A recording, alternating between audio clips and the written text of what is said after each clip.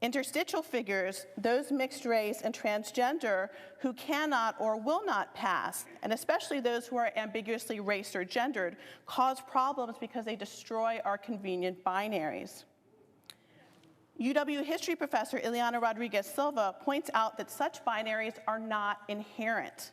They come from Christian Western thought and the practices of colonialism. We live in a society that is profoundly unequal and inequitable. UW sociology professor Hedwig Lee points out that race structures every moment in our lives, from our birth weights, if we are to be preterm versus full term at the time of our birth, indeed if our infants will survive, to our death, from our life expectancy rates to the number of deaths in our population.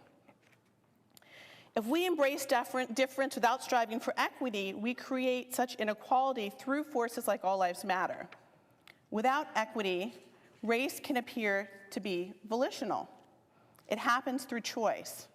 It seems to be whitewashed. It springs up through a sanitized version of history where racial progress is on the continual upswing. It's individual. Racialized identity does not happen in community, and it's interchangeable, as race is not about racially specific experiences.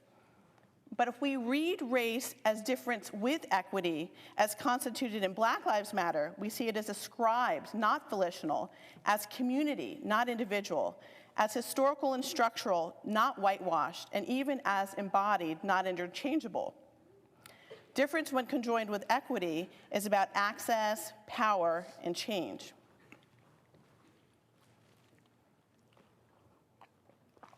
So now that we have those definitions under our belt, let's think about the presence of this word difference in our institution here in academia. Difference is a term that late 20th and early 21st century scholars, critics, and practitioners of race, gender, disability, and sexuality have claimed. When Professors Janine Jones from the College of Education, Habiba Ibrahim from the English department, and I got together in 2007 to form our faculty group for female professors who centered race, gender, class, and sexuality in our home and work lives, Dr. Ibrahim christened us Wired. When members of the communication department community chose the name for our new center, we invoked this term for our CCDE, the Center for Communication, Difference, and Equity. And when the graduate school named this series to connect with President Kause's Race and Equity Initiative, they called it Equity and Difference. If you start to pay attention to the words, you'll notice that difference is all around us. And yet, unlike diversity, which is constantly defined and redefined in institutional context, as just about every diversity statement begins with a definition of that term, I have found that difference is assumed by scholars and critics alike to be self-evident, to speak for itself. It means more than just race and not just diversity. But difference is left largely untheorized. We use it almost reflexively. We presume that we know what it means both to ourselves and to others. And as a race scholar, this unsettles me. So to situate difference, I'm going to look at its predecessors, tolerance, diversity, and multiculturalism. Difference replaces, or rather revises, other terms that have come to mean a deviation from a perceived norm. Where does difference lie in relation to multiculturalism, tolerance, and diversity? So first up, tolerance. Tolerance is the initial step to putting up with difference. Tolerance is not engagement, approval, acceptance, openness, or embrace. When I ask students what they tolerate, and these are their actual examples, they tell me that they tolerate a roommate's clipping her toenails on the common room coffee table because they don't want to get into a fight. They tell me they tolerate filling and cheap but unhealthy packets of ramen noodles because their financial aid check has been tapped out buying textbooks. They tell me they tolerate the prying fingers of new dorm mates on their hair because they don't want to call out people they live day in and day out with on their racism. In other words, we always tolerate something unpleasant. We must bite our tongues and bide our time in order to remain silent about poor grooming habits, dietary compromises, and racial microaggressions. More, in tolerating the unpleasant entity, there is no impetus for whom or what we are tolerating to change, as those of us observing the distasteful behavior don't express our objections. Tolerance depends upon silence, even if the silence is silent dissent. And yet, the word tolerance has historically been upheld as progress in a social justice context. Some of our contemporary mythology about the civil rights movement was that the goal of activists was tolerance of African Americans by whites. Indeed, the phrase civil rights movement itself can be seen as one of tolerance. Historians such as UW education professor Joy Williamson Lott used the phrase Black freedom struggle in lieu of the oft misunderstood and misused phrase civil rights movement, as in Williamson Lott's words, the movement was bigger than a demand for constitutional legal rights. It was about human dignity. In the Black freedom struggle's fight for human dignity, it's important to note that Dr. King never used the word tolerance. King's goals were far more expansive and intrusive. He demanded a share of this country, the equity that was kept from and continues to elude African Americans. Put another way by critical race scholar Kimberly Williams Crenshaw, it's not about supplication, it's about power. It's not about asking, it's about demanding. It's not about convincing those who are currently in power, it's about changing the very face of power itself. In other words, changing racial structures of power is never about tolerance. Another predecessor to difference is multiculturalism. Multiculturalism was first used in 1950s Canada to provide a space for both French Canadian and British Canadian cultures. In the United States, multiculturalism initially grew not out of government policy, but as a bottom-up push from the Black freedom struggle and subsequent pride movements. But in the university, multiculturalism has taken the strongest hold in the field of education. Christine Sleater and Peter McLaren trace multicultural education to the concerns of mainly white educator activists for African American students in the civil rights movement. Sleater and McLaren describe how the term multicultural education was used rather than racism, quote, so that audiences of white educators would listen. While this tempered approach, one of not naming the truly discordant issue at hand, might have appeared to be a positive initial step, the authors write that because of the erasure of the word racism, many white educators have pulled multicultural education away from social struggles and redefined it to mean the celebration of ethnic foods and festivals. This is not to say that the word is not claimed by scholars who use multiculturalism in a resistant fashion. Education scholars at the UW uphold the area's social justice roots. Education professor Janine Jones defines multiculturalism, quote, as an inclusive construct that recognizes that with each person, coexisting cultures can interrelate and influence each other. Jones's definition, which builds on the work of her UW College of Education colleagues James Banks and Geneva Gay, draws upon students' minoritized cultures as a form of, in Jones's words, strength and renewal, a truly anti-racist move when executed in her research. For example, Jones's latest equity-focused research project uses Sisters of Nia, a cultural enrichment curriculum rooted in Afrocentric principles, in order to cultivate ethnic identity and resilience for African-American middle school girls who are fostered in white households. Foster youth have a 48% graduation rate compared to the 72% of non-foster youth in Washington state, and Jones's use of multiculturalism fights to eliminate such disparities. So while tolerance is bandied about in popular discourse and multiculturalism has its home in education departments, diversity is a term that is most used by educations of higher institution, including our own. At the university, does diversity work amount to, as education scholar Sonia Nieto writes, quote, tinkering with the edges of the system to yield few positive results, or does it disrupt, quote, the very center of power?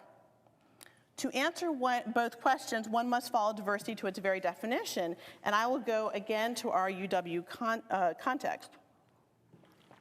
So for a number of years, if you went to the diversity portal of the University of Washington, you would see the word diversity featured in large, bold, purple font. Directly next to this word in smaller but equally emphatic wording comes the heart of the university's diversity mission statement. At the University of Washington, diversity is integral to excellence. We value and honor diverse experiences and perspectives, strive to create welcoming and respectful learning environments, and promote access, opportunity, and justice for all. In this proclamation, diversity is not additive or ancillary to the academic mission of the university. It's central. The active verbs value, honor, strive, and promote make the claim that the university is a dynamic, conscientious, and hardworking participant in the creation, fostering, and maintenance of diversity. Such strong statements about diversity and minoritized individuals speak back to our anti-affirmative action moment and claim a space for underrepresented minorities at the university, despite attempts at legislative hand-tying. Now, I understand diversity statements are aspirational. These are beautiful arias unsullied by discordant equity issues. But how, in this resonant song, do we insert equity? Where do we account for the fact that our lofty goals fall in the face of our racialized realities? While the numbers of underrepresented minority undergraduates remain small, and these are a couple of years old but not that different from today, these numbers look sizable compared to the numbers of graduate and professional students, and even more significant when looking at the demographics of the tenure and tenure-track faculty. Because of the gap between aspiration and reality, some scholars are skeptical about diversity initiatives creating equity. Some, like post-colonial feminist theorist Chandra Mohanty, write of diversity as a discourse which, quote, bypasses power as well as history to suggest a harmonious, empty pluralism, unquote. An emptiness, I suggest, that is akin to tolerance. An instantiation of Mohanty's critique can be seen in the growing ubiquity of diversity wheels, a way to visualize the multiple aspects of our identities. In the wrong hands, taught as difference without equity, identity can be imagined as a Wheel of Fortune style spinner where what one performs simply depends on the spin. Is it time for race? Is it time for gender? This one from the Coast Guard puts personality at the very center. There is no consideration of oppression or privilege, or history or structure, as all things are weighted equally. The term difference comes next in our genealogy, but I don't want to present it as a panacea. The use of a new term in and of itself doesn't create a new song for us. In fact, because different arrives at a moment where post-racial ideologies are predominant, where, for example, last month, the black female CEO of Sam's Club was taken to task for being racist to white males because she talked about the importance of simply not having a white male leadership. In this example of racial indifference, history and power are ignored to focus solely on individuals, and individual white men pitted against this black woman. Without equity, this is indeed what difference could become. When I teach difference, I present it like diversity as an aspirational word, but unlike diversity, I present it as something inseparable from equity. Difference and equity create change and do not simply avoid offense. In fact, suturing difference to equity means that you might just offend. In my definition, difference embraces the qualities of connection and pride from multiculturalism, along with the realities of intersectional identities, power, and privilege. Difference with equity means these things to me because I understand it relationally. It stands on the shoulders of tolerance, multiculturalism, and diversity, and recants and revises elements of those terms. How do difference and equity operate with the buzz phrase of indifference, all lives matter? So in this second example, I'm going to talk about how Black Lives Matter is about centering difference and equity, and All Lives Matter is about erasing both difference and equity and creating an indifference in Black lives. For those of you who don't know, Black Lives Matter was founded by 3 black women activists who, in the words of one of them, created a call to action for black people after 17-year-old Trayvon Martin was posthumously placed on trial for his own murder, and the killer, George Zimmerman, was not held accountable for the crime he committed. Black Lives Matter highlights the racialized violence made manifest through disproportionality and disparity. Black Lives Matter confronts the indifference that produces antipathy. Black Lives Matter, one of the leaders explains, is a unique contribution that goes beyond the extrajudicial killings of black people by police and vigilantes. Black Lives Matter affirms the lives of black queer and trans folks, disabled folks, black undocumented folks, folks with records, women, and all black lives along the gender spectrum. It centers those that have been marginalized within black liberation movements. It is a tactic to rebuild the black liberation movement. So I teased you with this earlier. All Lives Matter emerged as a retort to Black Lives Matter, an attempted cover-up to the very real violence against black lives recorded by cell phones, disseminated through social media, and made real to the mainstream through popular media. So I want to underscore this idea that the rallying cry, All Lives Matter, is a retort, an angry response. It's not a movement analogous to Black Lives Matter, but a silencing strategy that aims to end discussion about racialized violence. All Lives Matter gets stuck on language, having the audacity to name and claim black, which I do understand feels exclusionary to some under the aegis of a movement. It might feel like perhaps the choir won't let you take the stage with them. Let me speak to those of you struggling with this idea and also possibly aspiring to the choir by looking at some metaphors. Journalist Leonard Pitts invokes the metaphor of broken bones. If you've broken your left wrist, he questioned, how would you respond if the doctor wants to examine every bone in your body as all bones matter?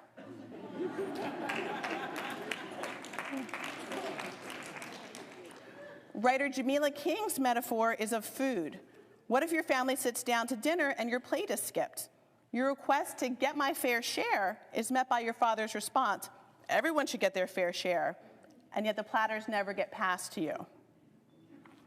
A contributor to the Daily Cause uses the metaphor of a neighbor's house catching fire.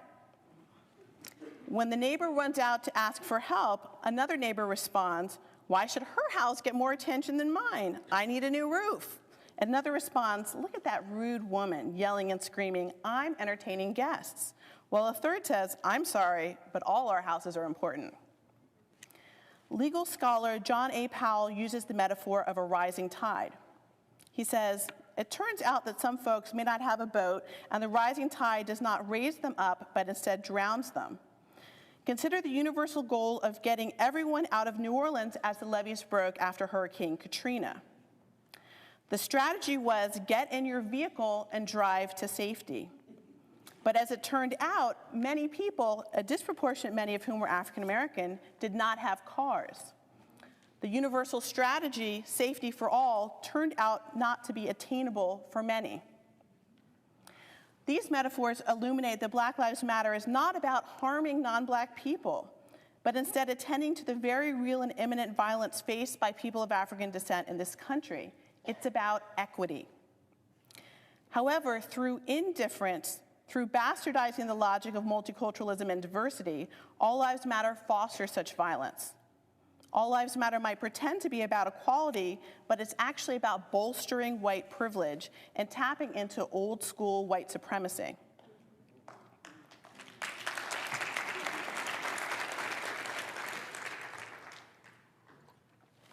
A deep understanding of such disparities empowers student activists to take up the mantle of Black Lives Matter to protest not only the murders of black men and women nationwide, but also the racialized violence and injustice locally, including on their own campuses. They fight threats of violence and racial slurs while walking across campus, as at Mizzou, over social media, as at Western, or protesting black underrepresentation, as at the UW during our walkout last February. At Yale, they protest racist parodies in the form of Halloween costumes.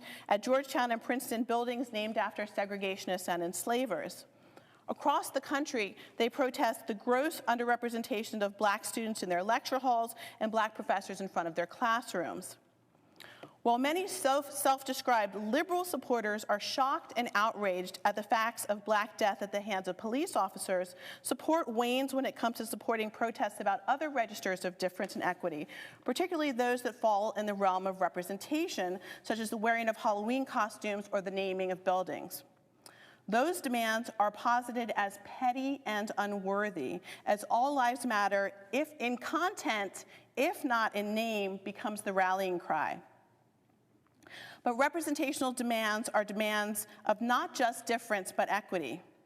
Consider this one example of how Black murder is connected to inhuman representations of Black people. When Officer Darren Wilson described Michael Brown in his grand jury testimony, he used the word demon. Wilson imaged Brown as so devoid of humanity that he narrates Brown's behavior after shooting him as, quote, almost bulking up to run through the shots, like it was making him mad that I'm shooting at him. And that face that he had was looking straight through me, like I wasn't even there. I wasn't even anything in his way. Wilson's mental image, his representation of Brown, is that he's a monster, a supervillain, not a man. Such a skewed representation in Wilson's mind helps justify his committing murder, and of course helps justify him never having to face any charges for this murder. Representations can be the very force of violence. Lionizing segregationists with enslavers with their names on buildings is a form of representational violence. Classrooms that tolerate Black students but never invite them into the fold, never mentor them, as mentoring is still imagined by many as the means to bolster the future career of a little me, and never populate the pipelines for law school, medical school, PhD programs with them, is to me a form of violence. If we are to create truly anti-racist spaces, we must embrace difference and equity in not just the realm of racialized violence that comes from guns and batons, but also the racialized violence that comes from ignoring racist slurs, costumes, and naming practices. Student activists and others show us how to connect these micro and macro forces of racism under the mantle of Black Lives Matter. Our student activists not only center difference, but unapologetically suture it to equity. Students are connecting the matrix of oppression, to use the words of sociologist Patricia Hill Collins, to illuminate all of the ways in which racism infiltrates our everyday lives. Racialized violence happens through police brutalities and through brutal racial slurs.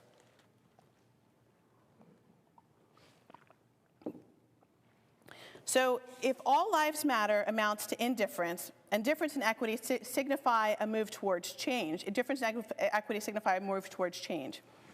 Difference and equity might mean protesting through walkouts or hunger strikes, or, and here's a plug for us here, participating in our teach-in at the ECC next Friday.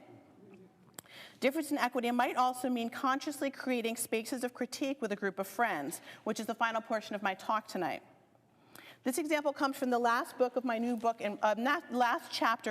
new book in progress, Screening Strategic Ambiguity, Reading Black Female Resistance to the Post-Racial Lie. So in the spring of 2009, I conducted a small audience study with 9 young women of color in their late teens and early 20s who were training to be teachers, writers, dancers, scientists, and activists. We watched a season of their favorite television show at the time, the modeling competition reality program, America's Next Top Model. Our sessions illustrated the very real-life ways that groups can come together to foster conscious critique, to stake a claim for themselves in a racist and sexist world, and to provide themselves with the tools to live both difference and equity. At our gatherings, the women often spoke in an easy, relaxed, and familiar manner, characteristic of what sociolinguist and UW professor of French and Italian studies, Maya Angelou Smith, describes as, quote, a racialized narrative in which they cut each other off, spoke over each other, and repeated each other. So let me set the scene for the time period of our viewing session, the spring of 2009, and let me also let you hear some of the women's voices. This group of young women were abuzz about pop star Rihanna's brutal beating by her boyfriend and then musician Chris Brown, and the media's will she or won't she go back to him debate. They exclaimed, as Vanessa did, that there is nothing that she could have done except killed his mama to deserve to get her ass beat like that, as well as puzzled like Valentina, but I'm saying, what are you doing going back to him? Like the rest of the country, they scrutinized the media coverage of football player Michael Vick's dogfighting and called out the racialized double standard of the outrage of the killing of dogs, but not the murder of African Americans. McCall noted, the media completely turned on Vick, and Mickey agreed, adding, I know dogfighting's bad, like totally, I get it, but they treated him like he had serial murdered somebody. They commiserated about their hunger for and paucity of images of women of color in the media, and shared their experience of having the excitement about Beyonce's gracing the cover of Vogue turn to frustration when, as Camille put it, and so I'm like, okay, I'm literally buying this magazine just because Beyonce's on the cover. But when I flipped through the magazine, there were no other people of color, and they were just like stick figures, white blonde women. All of the women were constantly on the hunt for images of women of color, and all of the women maintained a powerful critique of racialized patriarchy.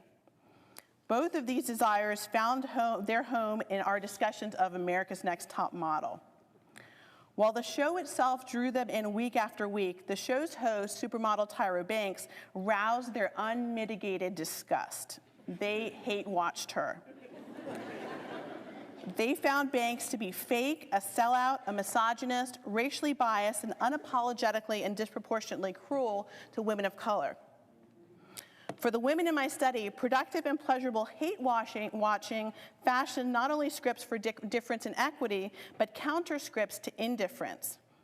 The same students who carefully couched their words in class when a classmate said something that struck them as racist or sexist, i.e. they tolerated them, spoke up in bold and bawdy hate-watching critique during our screening sessions together. So let me give you an example. In assessing the excessively sexualized representations of Black female characters on television, the women were concerned about the power of stereotyping influencing other viewers' ideas about Black women. They lamented how a white woman exhibiting hypersexual behavior on a show is not going to bear the responsibility for all white women being stereotyped as hypersexual, but Black women are. Vanessa explained, well, it's like when teenage white girls, they don't talk about the little white girl. They're going to talk about the little Black girl. Like it makes black people look terrible. They're comparing us to her. Mickey concurred that their white classmates must think, we probably do splits and do booty pops, this is the term that predated twerk. Mickey's comments animated Vanessa so the conversation moved from a hypothetical description to a role play for a very real situation. Vanessa positioned herself as Mickey, responding to an imaginary white classmate, choosing a first-person address. She says, I'm like, no, but I'm still Black. Booty? Like, what's booty pop? Can you define booty pop? To interrupt racism, a person can feign ignorance of the controlling image and ask for elaboration. A strategy like the one Vanessa offers up forces an individual who has made a racist remark have to awkwardly define and explain use of the stereotype that might have mindlessly slipped out. In the resistance space of their viewing session, the women validated their own experiences of racism by cataloging all the stereotypes they had been asked and refuting the stereotypes by imagining themselves saying, what are you talking about? Yeah, I can't help you there, pal, and no. They repeated, I don't and I can't, which equaled refusal to participate in pretending that racism, even coded post-racial racism, didn't exist. So from this lively interaction, the women moved to a quieter, slower reflection. Jen said, it's funny, because like we're kidding, but like I've had almost all of these questions asked to me, and all the dashes denote this overlapping conversation. Mickey says, someone asked if you could booty pop? Jen says, they asked me that, and I didn't know what it was. They used a different word, but they were explaining what women do in some of the videos when they like lean on the car. And I was like, I don't even know why you're asking me. And it was like, no, I can't. And then the next question was, well, do Black guys like that? And it was, after I just told you I don't know how to do it, so I wouldn't know. Mickey says, well, like, I'm not a Black guy. Vanessa says, you're the expert in Black women and Black dudes. Jen says, and then, you know, another girl came up to me one time and she put her arm around me and she goes, I'm really glad you're not one of those ghetto Black girls. Like it was, Mickey interrupts, I've gotten that, Jen says, like it was a compliment. And it's kind of, you don't know, Vanessa says, what to say. Jen says, what to say right away. Like you don't know how to kind of, Mickey responds, her voice thick with sarcasm, thanks. For complimenting me while insulting me, my race, and my people? Thank you. Jen said, it's kind of, yeah, people really ask those questions. And it's not a leap to think that people like watch this stuff and start thinking those things. Minoritized people spend so much time questioning ourselves as to if a comment was actually offensive or if we're being hypersensitive. If we're allowed to respond or if we must remain silent. In short, if we have permission to identify racism as such. The viewing session enabled the women to say yes to all three modes of internal questioning. Hate watching and the impromptu workshop to counter everyday racism that arose bonded their women of color community in articulating the type of critique at the very heart of difference and equity.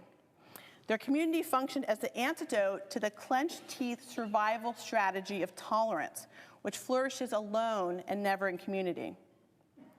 Because of the type of scholarship that I do, I don't claim these women to constitute a representative sample, but I also do not think that their opinions and interactions with each other are anomalous.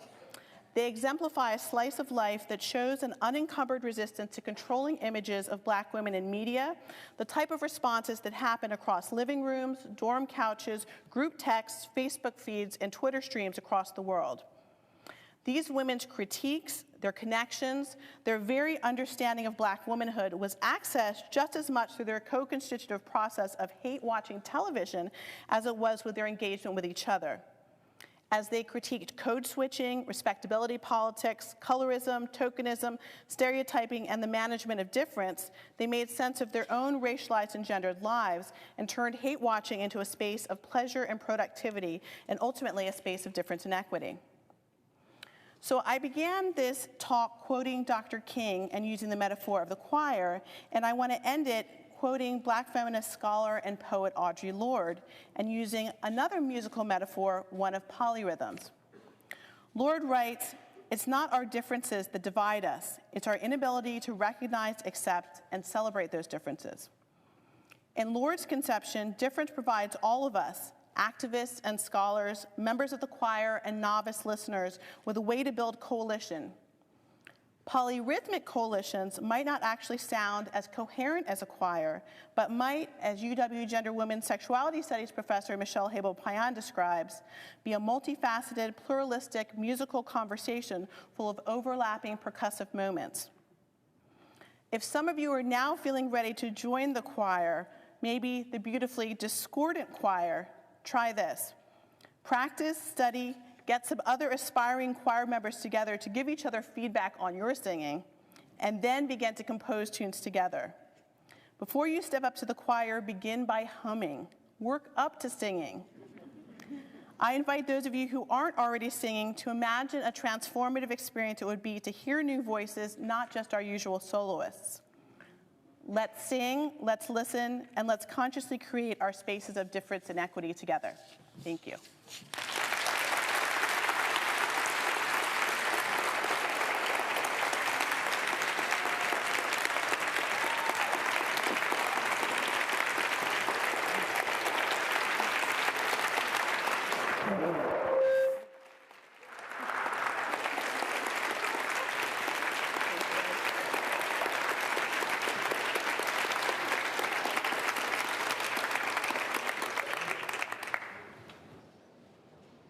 Mom did well, didn't she? I'm Ed Taylor, Dean of Undergraduate Academic Affairs. President Kelsey, you started with describing a mistake that you made in front of a couple hundred students. And then you stepped back up to the microphone and you talked about the mistake that you made. And I was there. What was interesting about what happened was you started a conversation and you stayed in the room to actually hear what happened in the conversation, which was really unique and different as presidents go, who usually sneak out the back door when they start a conversation. So I just want to thank you for actually staying in the conversation.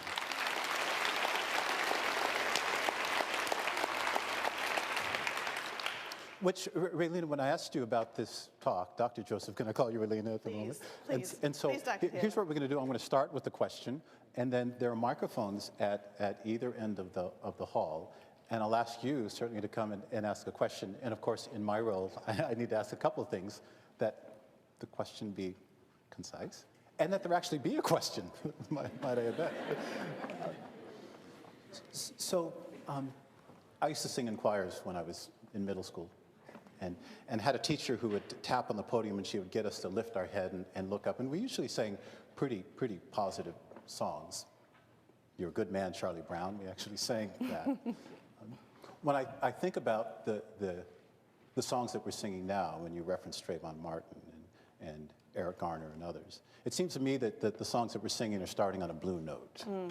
Can you talk about the conditions necessary for singing, not songs about Charlie Brown, but necessarily singing songs that start with the blues?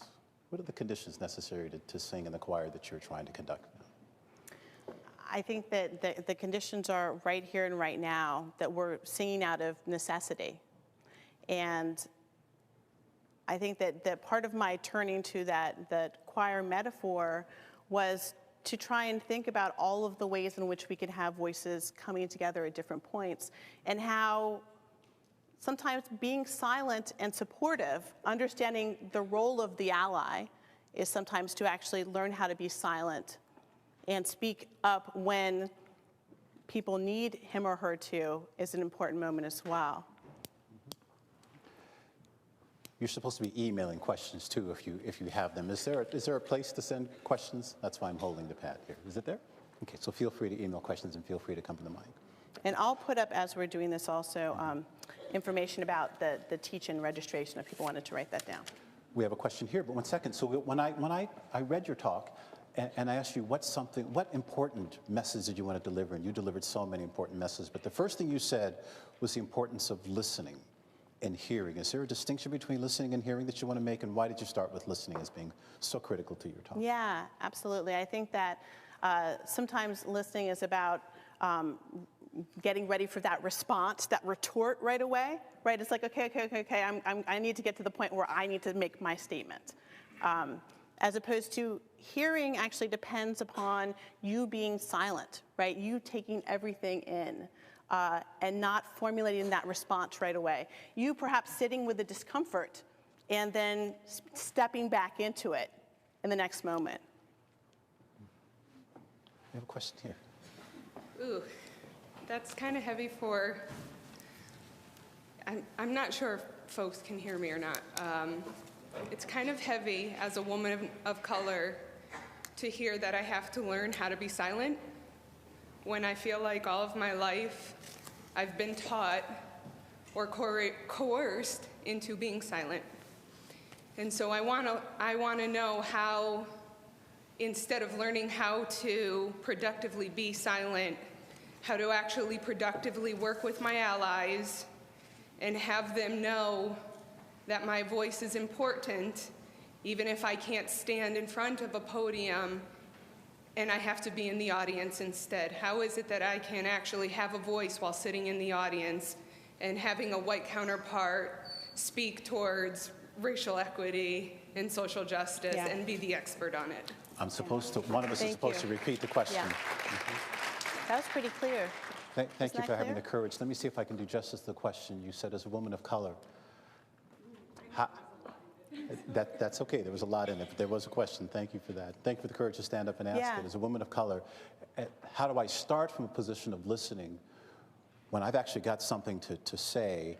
And you also invoke the role of white allies in this, and the relationship between you as a woman of color and white allies, and the role, and you're asked to listen so much and to hear so much, and to invoke the relationship between the two of those. Really, would that come? Yeah, thank you. I'm supposed to, I want to walk over there, and I'm supposed to stand by this mic, so apologies for that. My metaphor of silence was actually not for you, friend. It was for the white allies. So, apologies if that got lost in the metaphor, but to be crystal clear, we are all tired of being spoken for. We are tired of people speaking for us all of the time. We need to clean that space and tell other people they need to hear us. And how to do that with allies, with white allies, I think to come together first with other groups of women of color.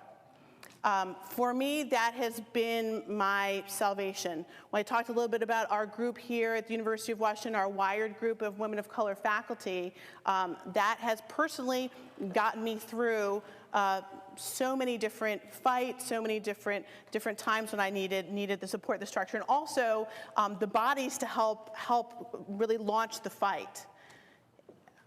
I think that coming together with groups of coalitions, so with a coalition of women of color to talk to the white allies, to try and have the people who are singing learn how to be silent.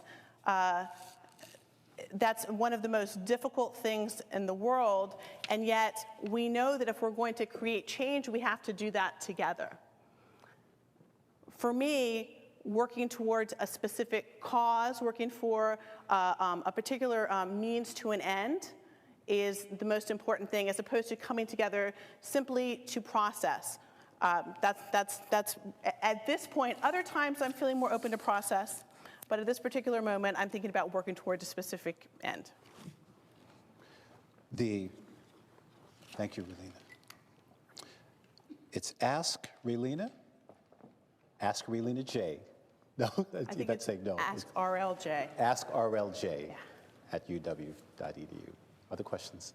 I have another question for you after this, but I'll let her speak. Hi. Hi there. First, thank you so much for speaking. Thank you for coming. There was a lot of really inspirational stuff that you said. There was one moment that I would like to call you out on. Yeah. You were actually speaking about violence, and you used the term bastardization. And I felt it, and I wanted to say something, but that was the one moment. So Yeah, I'd just thank like you. to say that you know, for many of us, especially in the context of a history of characterizations of racial identities and family structures, that was maybe not what I would have liked to have heard. But anyway, that was. Yeah, thank you. Yeah, of course. I will change that. Yeah, thanks. Thank you.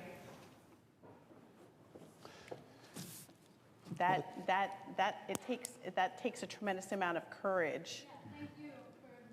Yeah, thank you. I have another question, but I see a president at the microphone, so. No, I'm asking this question as an individual, which I get to play every once in a while. It's past that time when I'm president. Now, it's something that I'm really struggling with as we are having a new Supreme Court looking at, you know, the whole issue of can we take race into admissions? And I think that it's important to remember that in many ways, the focus on diversity was a compromise. The last time the Supreme Court took up this decision, they, in essence, in order to not strike down the use of race in admissions decisions, they decided not to focus on issues of equity and justice, and on the fact that not everyone had an equal footing.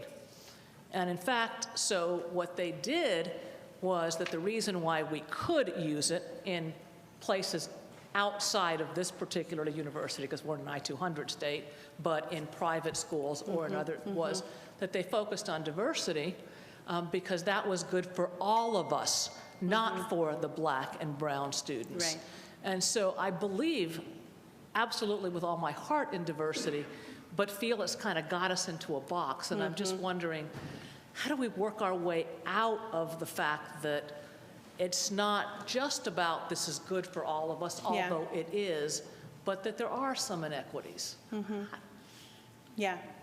I mean, my first answer to that is we have to dismantle I-200. Yeah, I'm with you on First that. and foremost.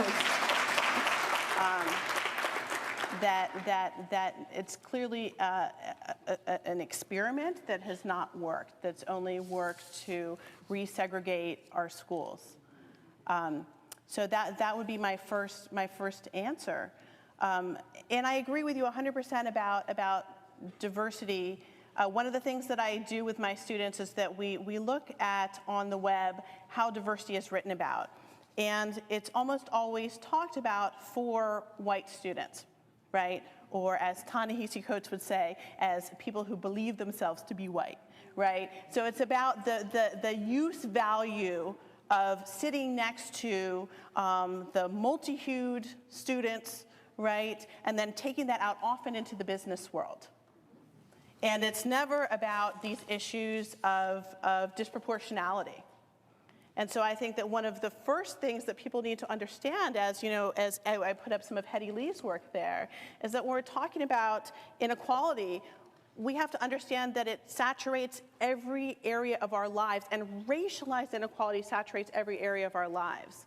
If we think about going for a home loan, if we think about going for any type of an education from preschool, from disproportionate punishment of preschool students all the way up through high school graduation rates, right? We know that Black and brown kids are disproportionately the ones who are punished, who are not the ones who are rising to the top. And this is not an accident. And so we need to have things like I-200 dismantled so that we can deal with the very real inequality that works its way through every aspect of our lives. There's a comment, Ralina, at askrlj@uw.edu. There's a hint for you. This is just a note, as a musician and singer and white ally, I would observe that rests, periods of silence, are part of the music. Thank you.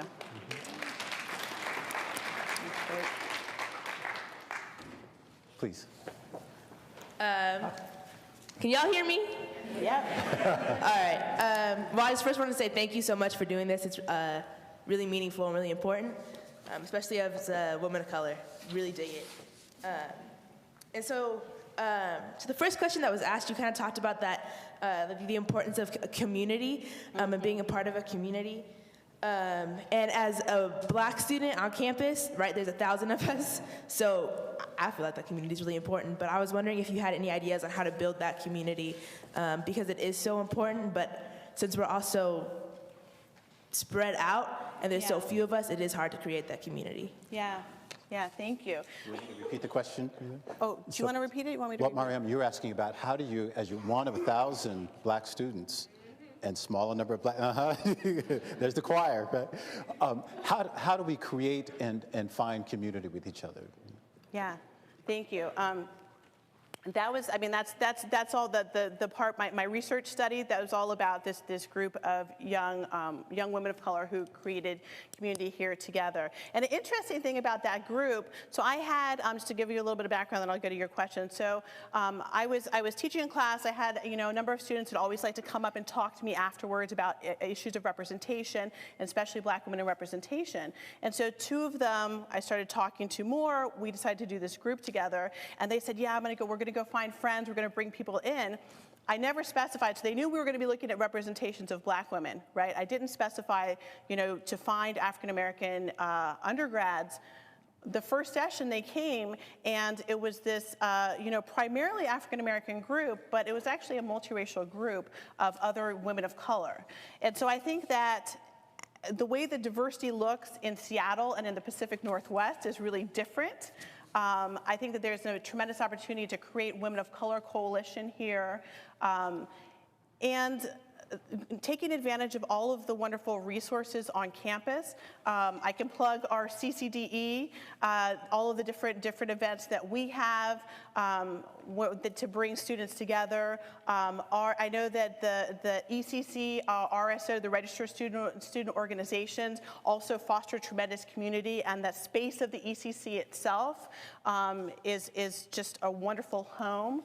But I think that showing up together constantly for things and working on making the community, and to me, and I'm getting older, but I think that the face-to-face element is so key, that not just maintaining the Facebook group and tweeting each other, but actually physically seeing each other, being physically together when you're used to spaces not being welcoming to you. So to be able to face those spaces in community, I think is really necessary to kind of to give you the reserves, to build up your reserves to get you through what can feel like a racist university. So here I'm going to read this question to you as is, and hear the depth of the question. I won't mention who wrote it.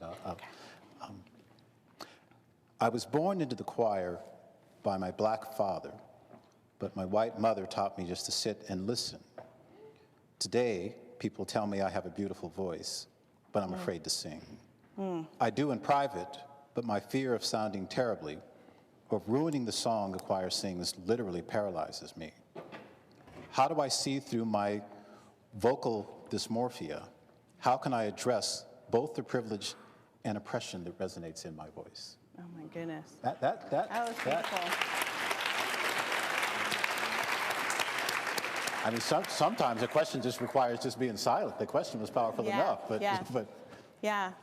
So your thoughts on the question? Ooh, that was beautiful. If you just want to end on that note, that's no, okay. I do. I mean, I go back to community again. I go back to thinking about not singing in isolation, right? Of thinking about the small group that you might create in order to sing together, to practice together.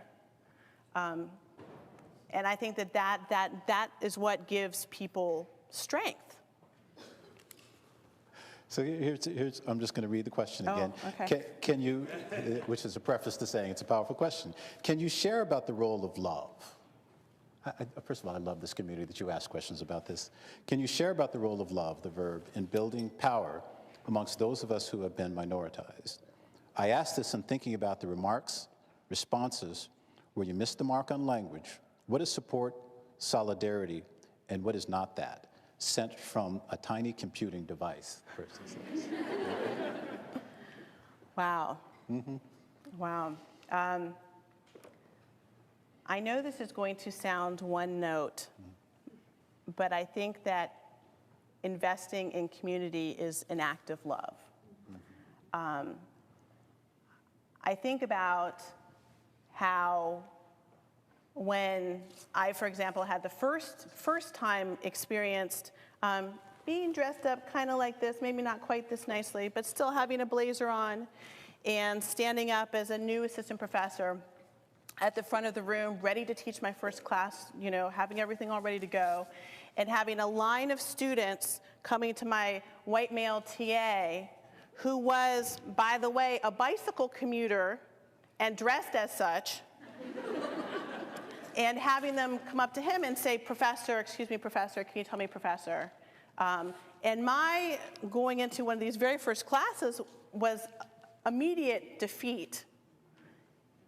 But what I did instead, well, I was immediately defeated, was to go to my community of friends and share exactly what had happened.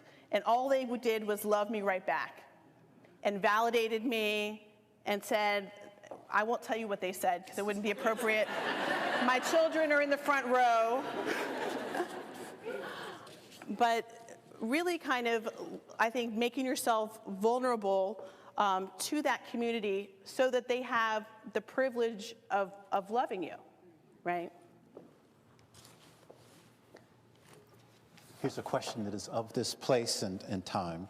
Can you speak on the tension between the need for a movement to be inclusive while still being able to close ranks and protect ourselves? There's a lot in that question. Yeah. I think that one of the powerful things about Black Lives Matter as a consciousness-raising movement is that it is calling for moments of separatism. Our students, for example, during the walkout this last February, got together and made physical circles of Black students where they were physically together. They called for the Black undergraduates, and they were at the very center of the space. And I think that that is incredibly important. Questions from you. Please. Hi, I've been a part of the racial equity dialogue so far this year, and I plan on continuing. And a question that I have is whether this initiative that the university is sponsoring thus far is an All Lives Matter racial equity initiative or a Black Lives Matter racial equity initiative. And I'm wondering if you have any insight on how we, as UW students and participants in this initiative, can tell the difference. Well, I think Dr. Taylor is head of that committee. Not to put him on the spot. He's always trying to step further over here. And Anna Mark's just so. This was not set up as an either-or paradigm, but I think Ralina addressed the All Lives Matter issue as a retort. But I think if I've got you correct, Anna Marie, this was again on the heels of having watched Black men die in the streets of Chicago and Los Angeles. And when I mean watch, and this is a question for you, Ralina, I mean, and this is the difference between students of my generation and yours now, because what I heard students say is that they watched Eric Garner die not just once, not just twice, but over and over and over again. And there's some trauma associated with that. And so, you know, Anna Maria, I don't know if you want to take the question. You're standing up, so clearly you're the president, so. I guess I started this one, so I'm, you know, putting back. You know, I think it's complicated. There's no question that the issues are around power. They're about being minoritized, and that's more than black and white, so to speak.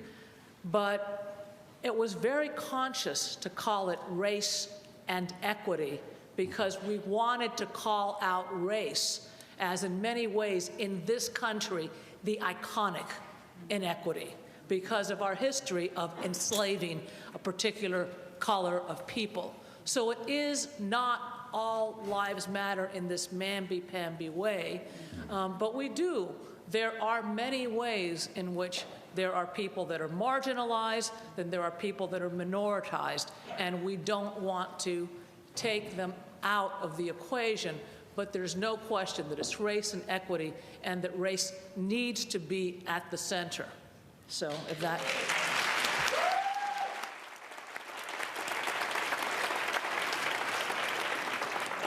That's exactly what I was going to say, but she said it.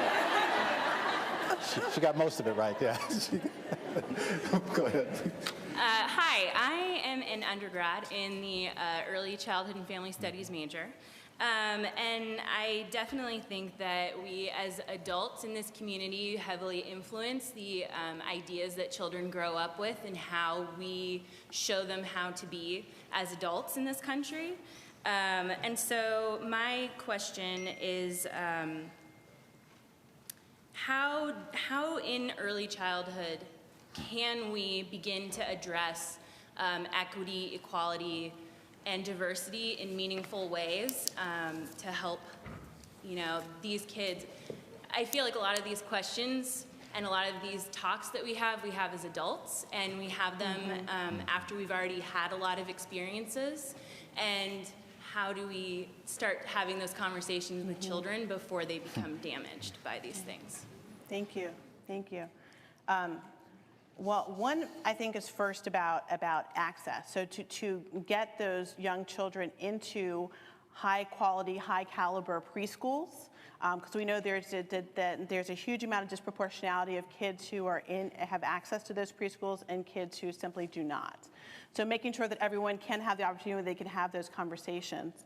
And then one thing is, I think, fighting the desire for colorblindness that some folks, I won't name any names, that some folks tend to have, right? That somehow it is, it's a dirty word to identify another child, another adult on the basis of race or ethnicity. We see this all the time, right, with educators, I think, of young children, or I certainly saw it, you know, when my kids were in preschool, in elementary school. And so kids from an early age learn that it's taboo to even name race. So why should they engage in any conversations of difference when they're told, no, that's Sally over there. Who's Sally? Oh, you know, with the green backpack on, and she's got the barrettes, right? You know Sally. But, you know, God forbid someone point out that Sally's Asian American, right? And what is that? And what does that do then to our conception of what it means to be Asian American when it is a taboo word, right? Coach said he started talking to his son about race at the moment his son could hold his head up. He started talking right at the point that he could listen. John Bassett. Yeah. Hi, Dr. Joseph. Thank you for inviting me, and thank you for including the words of those young women, especially Vanessa, who is very special to me, as you know. Oh, Vanessa's dad. My participants all chose not to have pseudonyms. I actually tried to talk them into it a couple of times, and they all were, I shared all of my work with them, and they said, no, we want our names, and so, yes. Yeah. My question has to do with your correct statement that all lives matter is reactive, and it is it's a manifestation, in my opinion of guilt and an attempt to avoid some of these issues, because the flip side of unearned privilege, of white privilege, is guilt, I think. Now, when we're trying to engage in these conversations, therefore, you talked about make them hear you. I love that. And there's a song about that, by the way, called Make Them Hear You. But it's hard to make somebody hear you when they're dealing with their own guilt. Now, we have two choices in that case. We can either try to help them with that, but many people of color don't feel that we have any obligation to help somebody else with their own guilt. But on the other hand, if we don't, then we won't have a dialogue. So do you have any strategies for dealing with that dilemma? Yeah. I think the strategy is that white people need to step up and talk to each other. That white people don't need to have conversations about race that are always facilitated by people of color. And people of color don't need to be in the room. In fact, we shouldn't be in the room a lot of times, right? They should have those conversations together, and they should cry together, and they should feel guilty together, and they should come and figure out what that coalition looks like together, but leave us out of it sometimes. So I think that we can't solve that issue of guilt. I think that they need to figure out how to do that together. So we're running short of time, but perhaps we can do this. Maybe what we can do, Ralina, is we've got 2 questions here, and I've got 2 questions here. Maybe we can just hear the questions, and then you can close in response to whatever it is that you hear from these questions. So please. You had mentioned the University of Missouri, how the walkout of the football team ultimately had implications on the president of the university. How do we engage in these marches and these walkouts and actually go from a progression standpoint, and how do we actually progress and resolve these inequalities?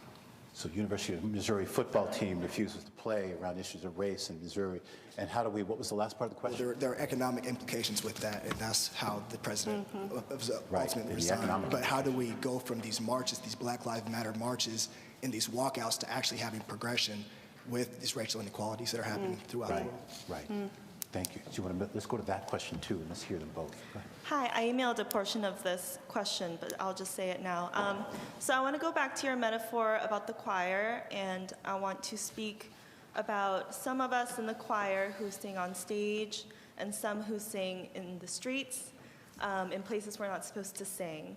And I wanted to ask if you could speak about different manifestations of activism, and also the difference between being on stage and it being your job to sing, and that being your work, and singing on the streets of your own free will whenever you feel like it, and kind of with the race and equity movement, or initiative, sorry, it puts a lot of bodies of color on the front lines. So I wonder if you could just talk about that. You want to respond? Do you want to hear a couple more questions, Rena? There is so much in both of those. So the first young man was talking about how do we go from protest to change? It seems like that's what I'm hearing there. And the young woman who just came up, who I didn't track, where are you? Okay. Thinking about how do we create the spaces to sing, to insert our anti-racist critiques, right? Even if it's not our job to be up here doing that. And this is the second one is easier than your question. They're both very difficult, but in terms of how to find those spaces, this is something that I talk with my students about all the time, that we're always confronted by inequality, and we have to figure out the ways to step into the discomfort.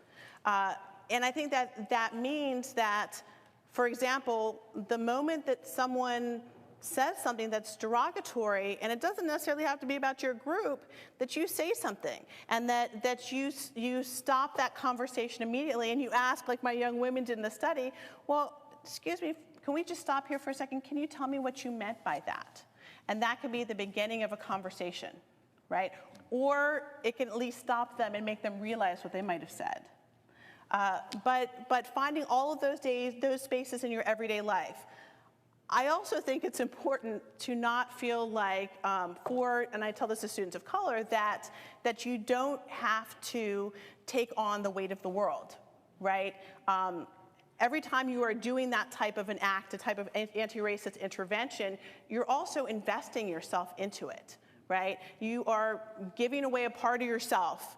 And so you want to be in the space where you can think, this is going to make me stronger by making this type of intervention, as opposed to this is going to sap away my strength. And then how does protest become change? I think protest becomes change when we start to change policies and structures and institutions. And it might happen slowly, indeed too slowly for many of us. But the fact that we have our president sitting here who can change policy at the university, that is a step to me towards change. I think that as much as we're out here protesting, if we have Samuel Alito at the Supreme Court saying what he does, we will continue to have these tremendous fights. But I think that one of the things I try and point out to my students is the importance of seeing and appreciating incremental change. And to me, the consciousness raising that's happening on college campuses right now is not just small incremental change, that's huge.